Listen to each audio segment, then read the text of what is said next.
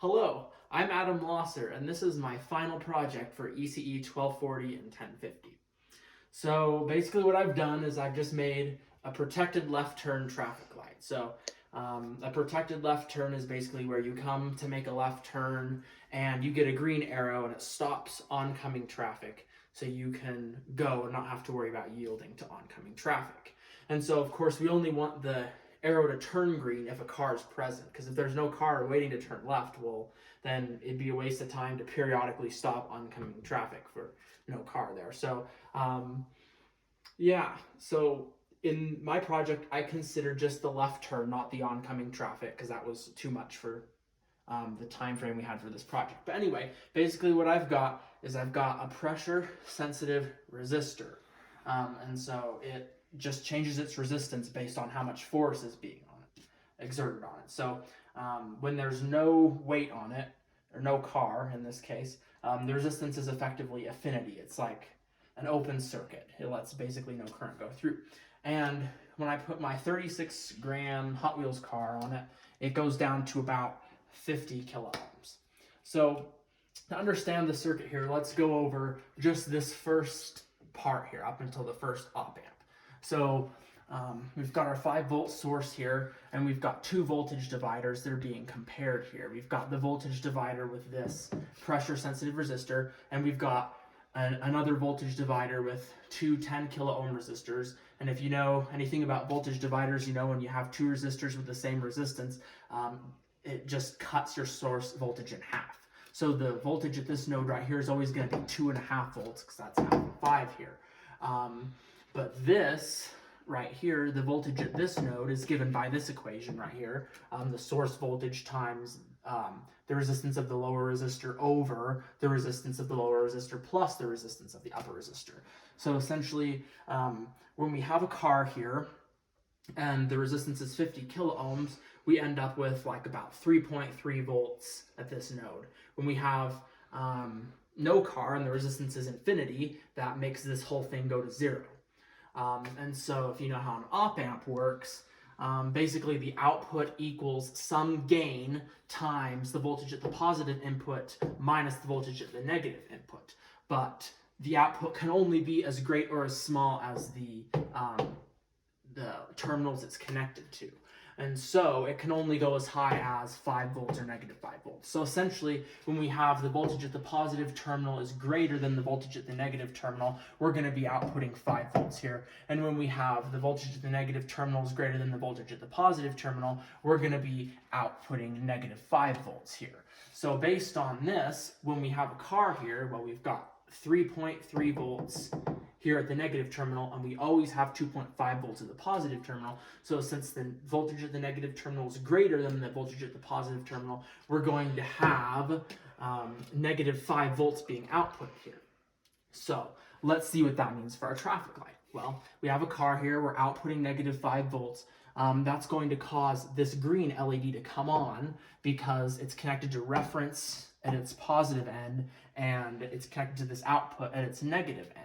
And so current can only flow from the positive terminal to the negative terminal of the LED, and it can also only flow from a higher voltage to a lower voltage. So in this case, we've got 0 volts here flowing to negative 5 volts, so that will allow it to flow. What happens if the car is removed? Well, now we're outputting 5 volts here, and since current can only flow in one direction, it will not flow through this LED, it will turn off. Instead, what will happen is now this capacitor here will start charging. And if you know anything about the voltage across a capacitor, you know at first it's like a short circuit, so there's like no voltage across it. And then slowly the voltage it will build up to the voltage it's connected to here. So we're looking here at this node voltage, which is the voltage across this resistor. So initially, when this becomes 5 volts, we're going to end up with all the voltage across this resistor, nothing across this capacitor.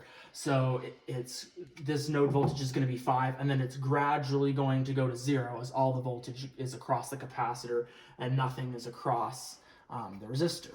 So what does that mean for our red and yellow lights? Well, the same thing we talked about before.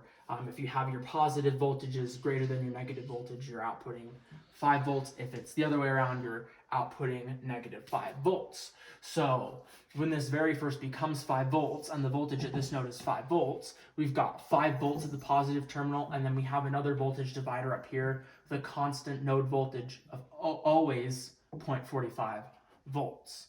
So we have 5 here and only about a half, a little less than a half here. So we're going to be outputting 5 volts here, and we can see that because of the way this LED is hooked up, current's going to flow through the yellow LED and light it up. But as this capacitor charges, the voltage here is going to approach 0, and it's going to pass and be lower than 0.45 volts. So then we're going to start outputting a negative 5 volts, which, because this red LED is hooked up backwards, it's going to start letting current flow through that red LED. And then what's this third op amp for? Well, when we turn this green on and we have negative 5 volts here, that will cause this node voltage to become negative 5 and then approach 0. But then we'd have a problem because that would allow this red light to stay on at the same time that the green light is on. And so we have this comparator here that as long as this is less than 0.45 but greater than 0, we allow this red light to be on. But if this becomes negative all of a sudden, we apply the same voltage to both terminals of this LED, so no current can flow because both ends are the same voltage. And so that's basically how you get it. So just to recap, a car pulls up, the light turns green, the car pulls away, the light turns yellow for a few seconds, and then turns red until another car shows up. So now follow me and we'll see this thing in action.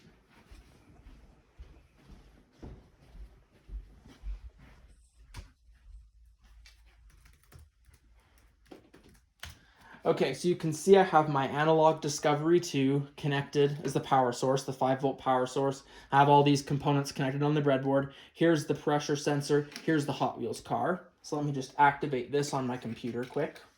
So we turn it on. Okay, we see that the light is red. And then our car pulls up, so it becomes green. And then our car pulls away, it becomes yellow for a little bit, and then it turns red again.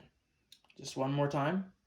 Get green when we have pressure on it, yellow for a few seconds, and red. And that's everything. Thank you.